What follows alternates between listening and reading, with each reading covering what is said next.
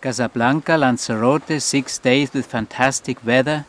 The SUN21 made it exclusively with solar energy. It works, even in short winter days.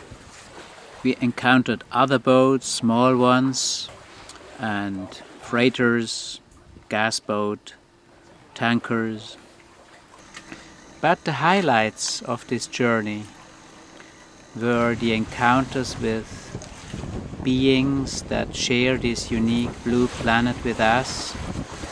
The dolphins came already several times. They stayed with the boat for a while. They danced with it, played with it, explored it, accompanied it.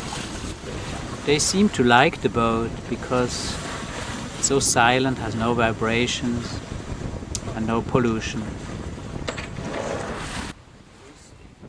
Another miracle of creation we encountered already twice also. First we thought it's a piece of wood, but then we realized it's moving. This sea turtle had the same direction as we did, and towards the Canary Islands. And it's paddling peacefully and alone, miles and miles and miles.